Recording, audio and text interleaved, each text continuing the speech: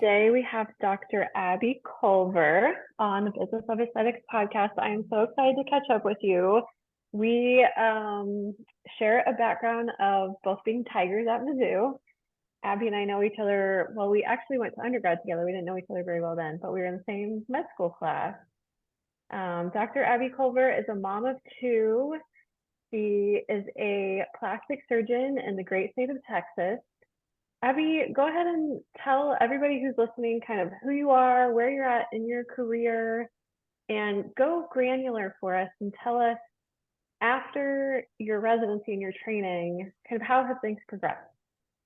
Hey, well, I am so excited to be here and excited to catch up. And thank you so much for hosting me today. It's an honor. So went to Mizzou, as you already recapped, for undergrad and medical school, and then came down to Dallas for my plastic surgery residency. Did an integrated 6-year residency at UT Southwestern.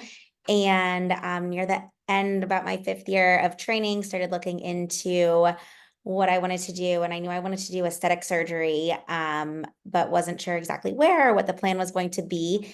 And ended up talking with my chairman and got an offer to stay on at UT Southwestern as faculty and plan to do aesthetic surgery there, focusing a lot on breast and body.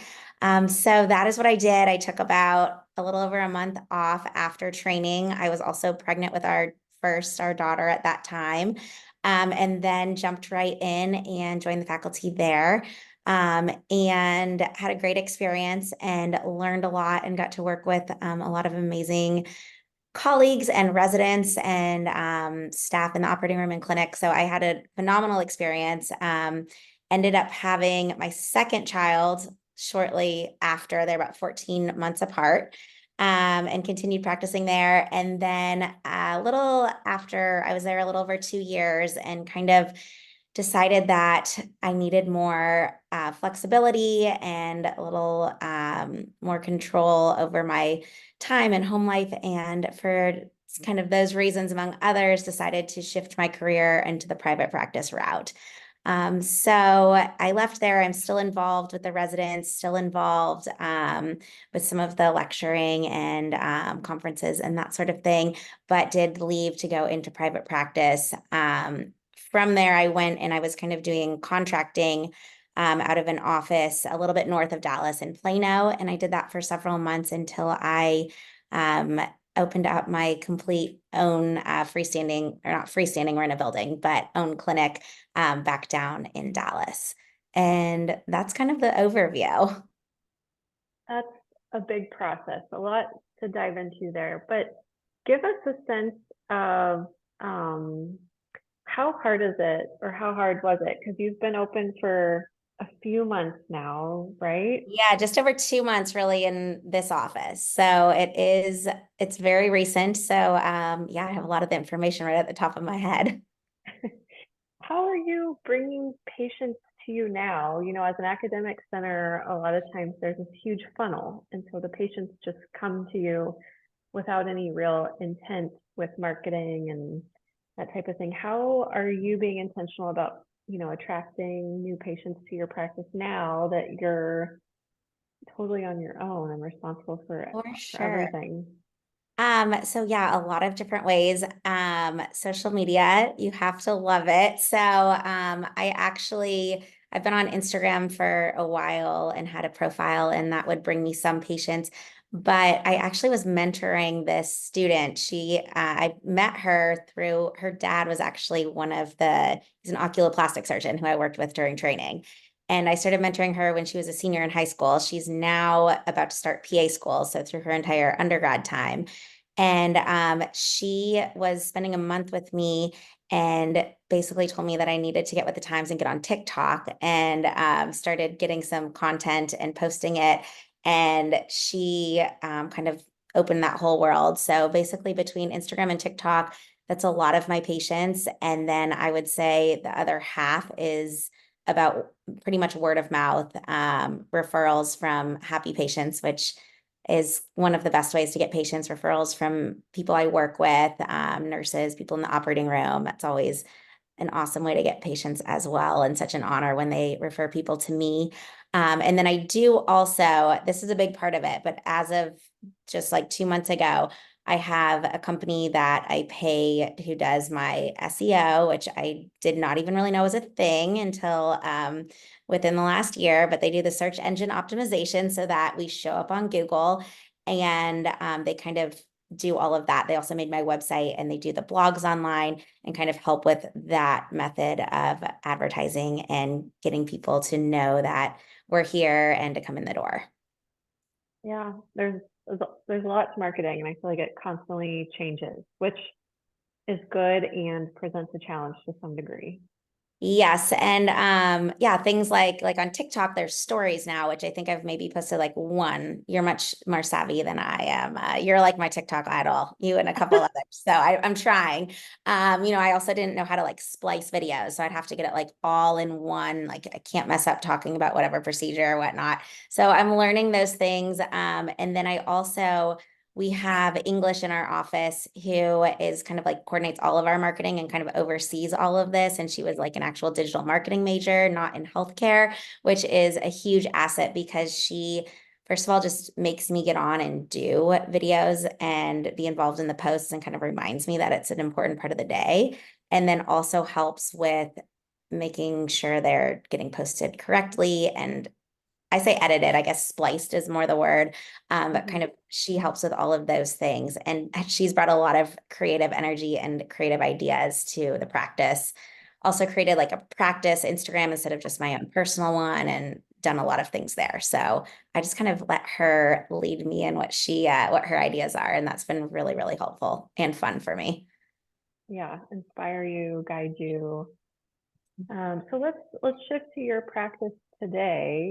Give us a sense of, how much of your practice is surgical versus non-surgical.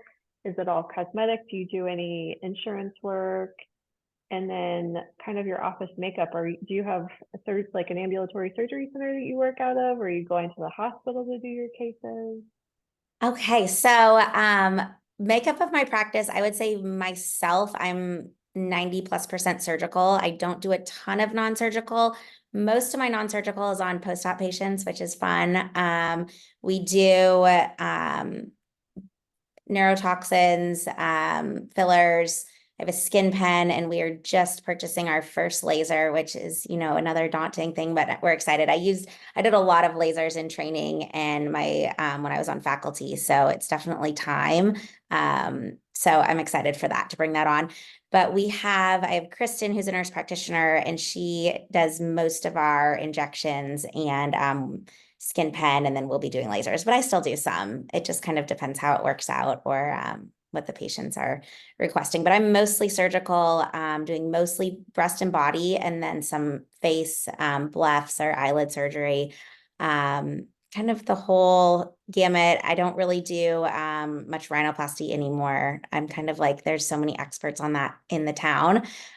So I tend to refer those, but that's where I'm at. And what else? As far as insurance goes, so I am out of network with insurance companies now. It wasn't my initial plan, but when I went on my own, it was because I love breast reconstruction after breast cancer. I would also do like breast reductions through insurance, so any breast surgery with insurance. But it was so challenging to try and get on these contracts, and kind of daunting being such a small practice, that I just kind of started doing other things and haven't gotten on insurance yet. I'm not sure eventually if I will, but we will help patients bill or submit to their insurance with me being out of network. So sometimes that will work out, but generally not. I'm sorry, what were the other parts of the question? Well, I do think it's unfortunate that the whole milieu of healthcare and insurance has made it so complex that they really exclude folks like you who would be an excellent breast recon surgeon. But since you're solo and have decided to be more autonomous because you are a mom and you want to have control of your schedule, that it's too difficult for you to like fill out all the paperwork and keep up with it.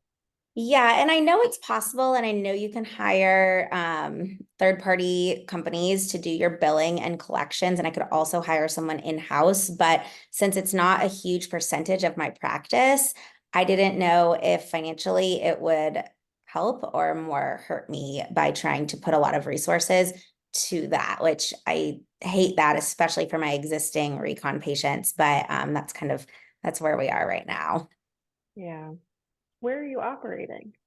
I operate at a couple surgery centers. The one I go to most frequently is associated with Baylor Plano. So it's about 20 minutes from our office, and I have an awesome team there. And so we're looking at potentially adding additional places closer to here, but I don't think I'll ever fully leave there because it's just great people and a great team. So I like it up there. And for the most part, patients kind of come in from everywhere. So the 20-minute drive is not too bad.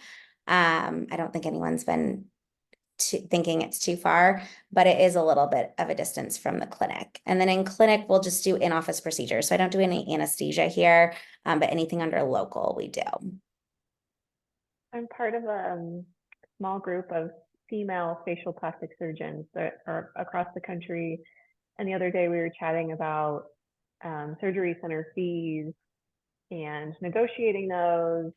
So realistically, if a patient were listening right now was interested in a breast augmentation with you, you essentially give them a quote as a surgeon, but then you have to essentially pay to operate at the surgery center. Was it in Dallas, was it hard to find a surgery center that would accept you for a reasonable rate? Was there any negotiation that you did with them? That is a great question and probably something I need to work on because I like my surgery center. Another reason why I initially started operating there is because they had very fair rates, in my opinion. So it's kind of like now I have a great team and I'm there for that reason. But initially I was like, okay, this is actually very in line with what I had seen or what it's hard because what do you compare it to? But I had some other places and I found it to be very reasonable. And the way my patients do it actually is they have three separate charges. And this is probably very confusing, but Allison keeps it all straight and I think explains it to them very well. So they know what's going on. But they have their surgeon fee, which is obviously not just coming straight to the surgeon, but to run this practice in this clinic. And then they have their facility fee, which goes to that surgery center. And that's going to pay for the staff who helps them in pre-op, post-op, or the PACU, the recovery room, the people in the operating room with them, which, patients usually understand is not just like one other person, but it's a whole production there. All of the sterile drapes, all of the disposables, all the equipment that we're using, our liposuction machine, our cautery, sutures, just kind of all of that. So I totally get that adds up. So the rates, they're not low, they're not, yeah, they're not low, but I find them to be very fair where I'm operating. Some of the other places I look, like I always am looking for, what is the staff like? What's the facility like? But also what are the costs associated with it? And just have to see if it's worth it. If it's going to be $2,000 more per surgery, that money is going to have to come from somewhere. So it's probably not a great place to add, if that makes sense. And then the third fee is the anesthesia fee. So I have board certified anesthesiologist only. So that's like a little pricier potentially. But since we're not in a team, I used to work with a lot of CRNAs, which was great, but they always had a team and an anesthesiologist on site. So when it's just one of them, I generally am just with the anesthesiologist. I have one who does the majority of my cases. And then she has a couple partners who do the other cases when she's out of town or unable to do it. So we've got a little group there. So those are the three different fees that they'll have. Yeah. And I know yours is totally different since you have your own surgery center, which I'm sure has pluses and minuses of control, but stress. So Yeah, I don't know. I I'm glad I didn't realize how complex it would be when I started out because I might not have done it. But I got so far into it that I was like, there's no turning back. But certainly it is a lot to open and run an ASC. The other day we walked in and there was no oxygen in our system. It had all bled out overnight because there was a leak in our system somewhere. We always have a plan B to take care of patients. So we were able to still do our case that morning safely with plenty of oxygen. We just had to use a different system. But it's just the minute I think I have it all figured out, there's like some other little thing that happens. And like planning for drug shortages and stuff is something that I worry about, and trying to keep track of which drugs are like on allocation and ordering them way ahead of time. And it's just, it's a Yeah, whole, when I got this clinic, I was kind of like, okay, I need everything to be perfectly compliant, obviously, all the OSHA compliance and keeping up with all of that. And then just the medications that I need for in-office procedures. So I was, and everyone's always like, are you going to open your own surgery center? And I'm like, let me just like take a breath because I just did all of this clinic and it was pretty challenging, in a fun way, but challenging. And I can't imagine, I think you did it kind of all at once. And I was like, this was a nice, let's get the clinic up and going and safe. And then maybe potentially down the line, we look at an operating room. At this point, as I said, I'm pretty happy. But it's not out of the question in the next, I don't know, 25 years or however long I have left operating. yeah. Well, I want to shift gears a little bit. I love talking to women in surgery that have kids, because I think it's such like a daunting thing when you're a med student. You know, like we both fell in love with surgical fields. I had no clue if I was going to be able to have kids or not. Um, we decided to have them, which I'm so glad we did. But I think for younger females, or really, I guess, anyone that's planning to have a family and pursue a surgical field, talk about like, if you're comfortable, your decision to have kids and you had them so close together. How did you go about all that? Because I think a lot of women opt not to go into surgical specialties because they're fearful that they won't be able to have both. That's a great question. I do think so. In my mind, it was never going to be one or the other. I wanted kids my entire life. I mean, you never know, and thankfully I have them. But it was, I think I was maybe just a little bit delusional that I thought, of course, I can do both. I don't know. Maybe still am just trying to do it, but yeah, I don't know. For me, it wasn't, I was always kind of like, I'll give myself the time. And I know everyone says this, there's never going to be a right time. Mine happened to work out like right at the end of training. Um, but that's just kind of how it worked out in my life as well. I was fortunate enough to have two females, or really a couple, that I got even closer with as training went on, or some of them I met later in my training who were surgeon moms as well. And I was just like, okay, well, they're doing it. Like it must, it's possible. It basically showed me it was possible. And I didn't realize how important it was until I had those mentors to have them. So I kind of started training, and honestly, most of my mentors were males. Most of them had kids. Um, but I mean, I hate to say it, it is, I feel like it's a little bit different. Um, Male to female. So, I thought it was possible. But then once I met these women and became closer with them as mentors, who were plastic surgeons, who some of them had their own practice and were like crushing it as surgeons, who also had a couple of kids, I'm like, okay, this is possible. I know I can do it. And then once I did it, I did find it to be harder than I thought it was going to be. You're never going to have total flexibility, because ultimately, I kind of jump topics here, but like, no matter what, like the person on your operating table is the most important person in your life at that moment. Like you have to have someone else that you can fully trust to be there for your kids in that moment. Like, my kids have gotten sick while I've been in the operating room, or, and it's like, ultimately you have to have someone you trust, because you're the only person there for that person on the operating room table.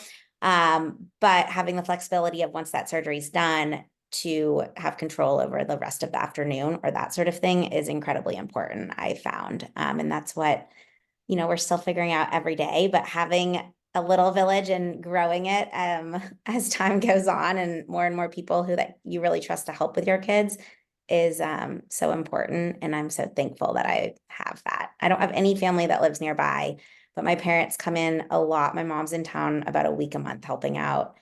I mean, I'm not even going to go through the village, but a lot of people who also help, which is very nice. And then most of my weekends, barring any like emergencies, like it's family time, and I can work on things after the kids are in bed, but I pretty much, knock on wood, never have responsibilities unless, emergencies, as I said, but I'm pretty clear on the weekends. So I at least know, even if I have a rough week and I haven't seen my kids a couple nights, or I have to leave early in the morning and don't get to like get them ready. Usually I get to get them ready a couple of mornings a week. Sometimes it's none, but I always know like at least Saturday, Sunday, all day I have for the kids, which is probably one of the biggest changes going from academics to private practice. And that's huge. Yeah, and such a well put statement. So you really can't leave the OR when there's an Right. emergency with your children, no matter what. Um, so another question that came up among some of my other colleagues was, what do you guys do when you have to go out of town? So you're solo. Talk about the kind of the mental burden for maybe some younger residents out there that are thinking about going solo, of being the only surgeon in your practice, not necessarily having a partner. What that means, like if you're going to go out of town, do you stop operating so many days before? If you run into some complexity in the operating room, do you have the mentors that you can speed dial?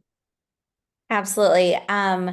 First of all, on the mentors in the speed dial, yes, 100%.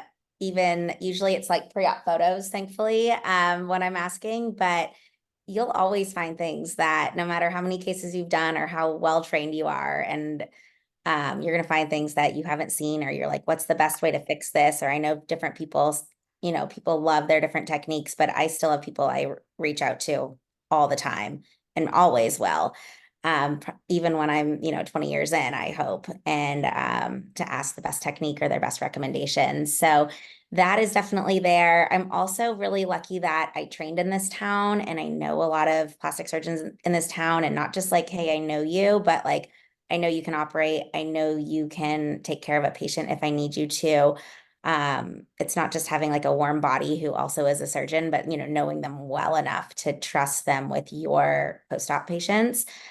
So generally my goal, I always take my own phone calls, at least so far. Even like I was international or in Europe last month, and like I had one of my colleagues is like, oh yeah, just your patients, like you can even forward your like calls or whatnot. Like I'm happy to help. Like people are just overly nice and overly supportive, which is amazing. But I'm like, no, I'll always take those calls because ultimately I just, that's how I am. I want to know, I want to be the one making the call on what to do.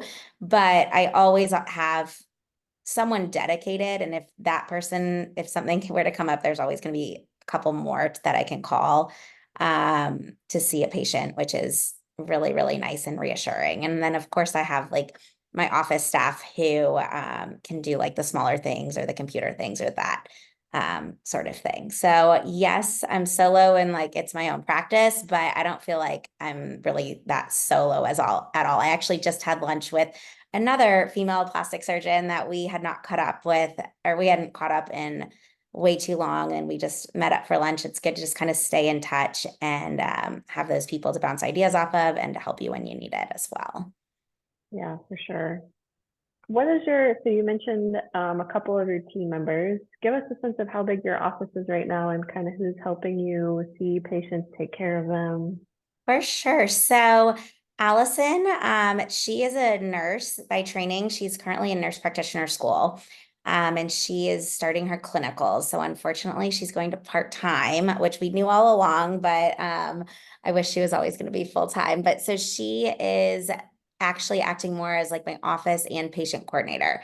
So she talks with patients about kind of their surgical plan after they go over it with me, of course. And then she'll give them their quote for surgery and be their right-hand person all the way through scheduling and beyond. So that's mostly what she does. She also will sometimes do clinical things. She's like the jack of all trades, and is like a huge asset.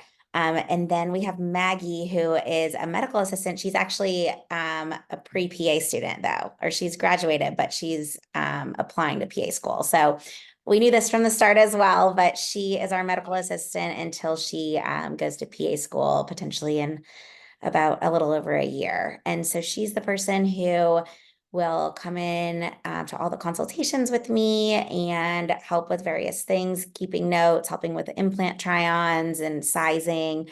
For post-op patients, she helps with measuring for their garments and getting them into their compression garments after surgery, answering questions, changing dressings, that sort of thing. She also does all of our photos, which, as you know, is a huge, very important part of our practice. So having someone good at that is so important. So she's a huge asset there and kind of lining up our before and afters and coordinating all of that. Probably a lot of other things. So Maggie, if you're listening, I know I didn't touch on every aspect, but she does a lot for our practice. She does all of our instrument sterilization, setting up our trays, that sort of thing. And then we have English. She is I mentioned her earlier, she was a digital marketing major and kind of our marketing coordinator. So she oversees our SEO side of things and then also all of our in-office, mostly social media. She's helping us plan our grand opening right now. I mean, that's an all hands on deck job, but she's overseeing that and just kind of coming up with the creative ideas. She's also incredibly friendly and kind of is our person who greets our patients when they come in on clinic days. And she doesn't get as much done on clinic days because she's constantly kind of like chatting with patients as they come in.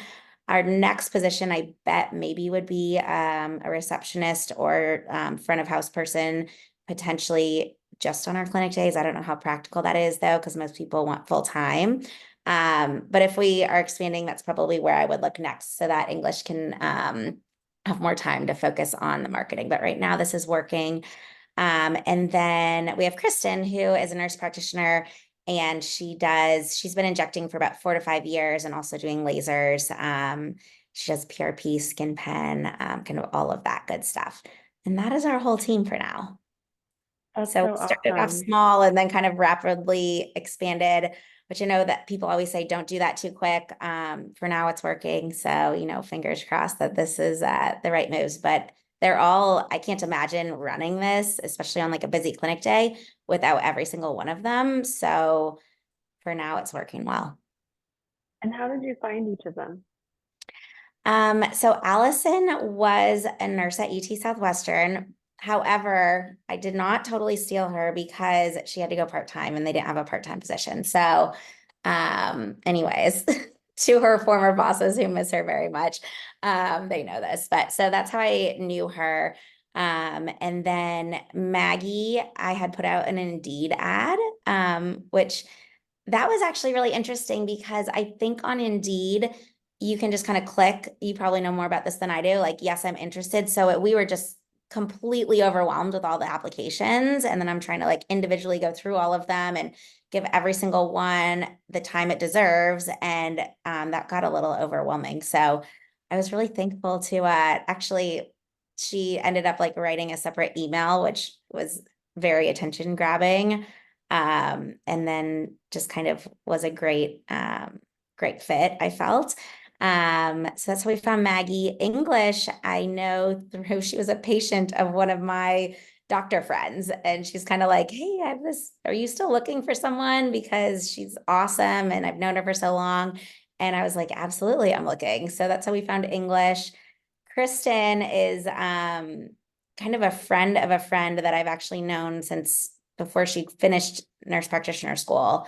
And I was always like, oh, that would be kind of fun if one day we work together. She seems really great. And then it just kind of worked out well with both of our lives at this point that this is what she was looking for. And we connected. So kind of all different ways. I wish I had like, oh yeah, you just put out this ad and the right person shows up on your doorstep. But Hmm. yeah, I learned it's not that easy. Yeah, and I feel like especially with healthcare, it's just what we do is so intimate with patients. Mhm. And I don't know about you, but I feel like I'm not great at interviewing people. So it's hard to get a sense of like who long term is going to be a great fit. One, for patient care, but two, like team dynamics and getting someone that's going to, gel with everyone that's already there. Yeah, like a big part of me, I was like, look, we're a startup, we're growing. This is your job description, but also like we all do everything. We like, I take out the trash, I take the laundry home and do it. We have a laundry service now, but I'm talking about day one. Like all of those things, like we all chip in because ultimately we all need to be like brainstorming and working to grow the business. So I feel really, really lucky that I've found these people so far, but I also know like nothing's going to be forever, which is going to be really sad when people kind of are going to ultimately move on to different things and we'll have to find more people. And I mean, I know these amazing people are out there.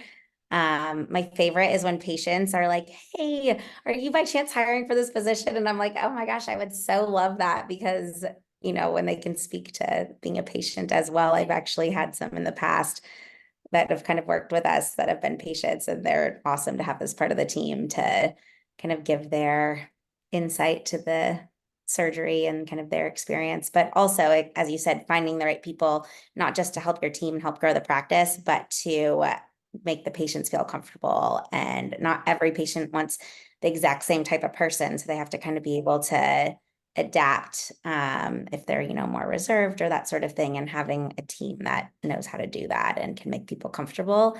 That was one of the biggest compliments I got. Like, you know, Maggie made me feel so comfortable. And I was like, oh, I love that. That's huge. So, Yeah, that whole emotional intelligence score. Your exactly. team being able to read the patient and kind of mirror what they're wanting out of the visit, I think is really important. Yeah. And you talked about interviewing. So I interviewed a lot when I was in academics because we would interview for residency and fellowship and that sort of thing.